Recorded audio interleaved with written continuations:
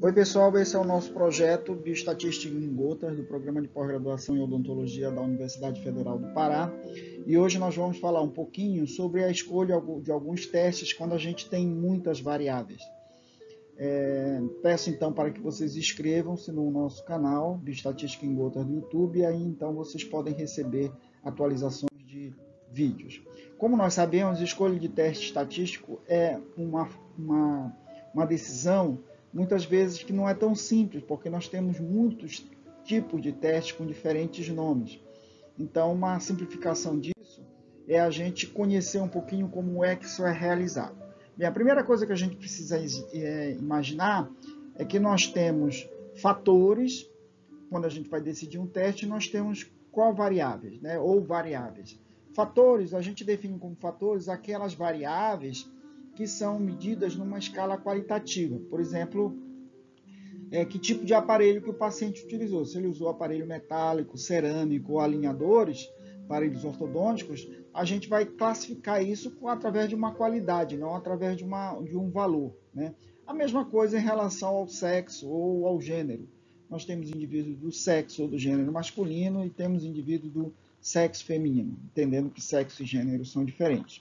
Quando a gente fala de covariáveis, né, ou variáveis quantitativas, a gente está se referindo a algo que pode ser medido numa escala numérica. Então, eu posso avaliar dor através de uma escala visual de dor, que é quantitativa, eu posso examinar o tempo também através de uma escala quantitativa, e eu posso examinar, por exemplo, o volume de placa dentária de biofilme num paciente em tratamento ortodôntico, também através de uma escala quantitativa. Bem, vamos fazer um resumo da escolha desses testes.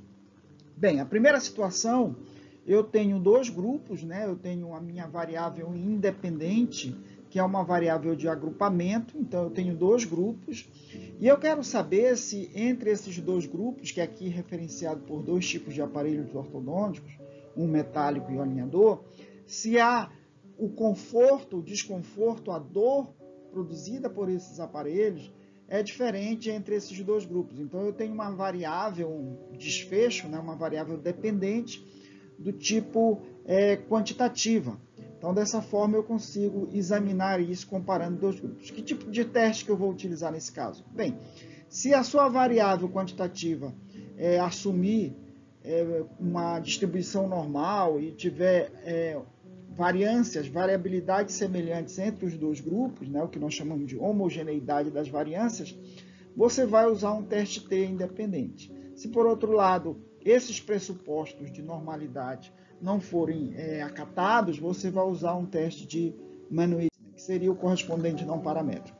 Nessa situação aqui, nós temos três grupos, né? Tenho três grupos, três tipos de aparelho, que seriam três grupos independentes. E vou examinar a mesma variável. Bem, nessa situação, o teste estatístico muda, porque agora, se eu comparar apenas dois grupos por um teste univariado, eu posso produzir uma inflação do erro, que nós chamamos de erro falso positivo, ou seja, eu vou aumentar a minha chance de detectar a diferença entre os grupos, mesmo que elas não existam, ou seja, mesmo que elas sejam falsas, né? Então, nesse caso, nós vamos utilizar uma análise de variância se nós, de novo, cumprirmos os pressupostos de normalidade e homogeneidade de variâncias.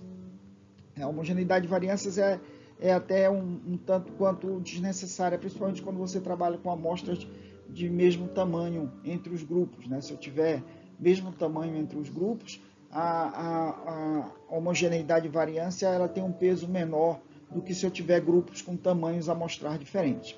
Bem, mas se eu não tiver esses pressupostos, eu vou utilizar uma análise de variância não paramétrica, né? Uma análise de variância em que eu vou comparar a mediana e os postos entre cada grupo. Então, essa é a análise que a gente vai utilizar no caso de quebra dos pressupostos de normalidade, principalmente. Bem, agora eu vou acrescentar um outro fator. Além do aparelho, eu quero saber também se o sexo a qual pertence o indivíduo tem algum efeito sobre a dor ou desconforto, que seria meu desfecho quantitativo. Nesse caso, eu vou fazer a opção por uma nova multifatorial, porque agora eu tenho dois níveis do fator, né? O fator aparelho e o fator sexo.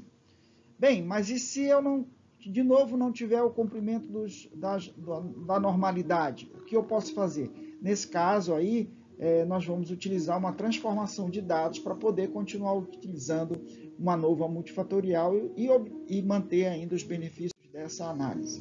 Okay?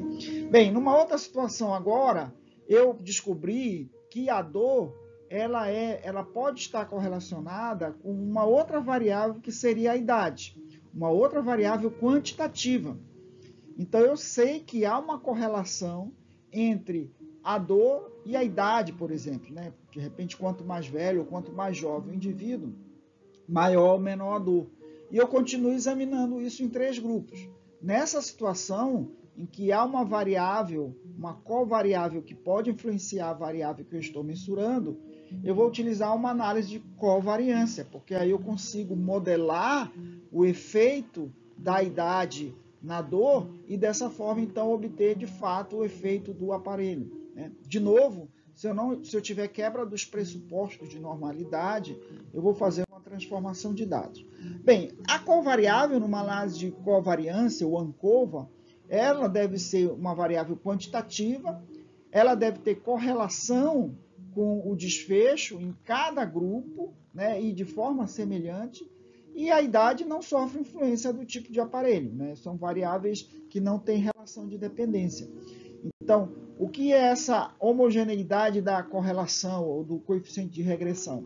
Significa que o efeito da idade na dor, ele vai ter uma correlação semelhante para cada grupo, ou seja, para os indivíduos que compõem o grupo que usa aparelho metálico, para os indivíduos que compõem o aparelho estético e para os indivíduos que compõem os alinhadores. Vejam aqui que essa correlação está muito parecida com essa, né?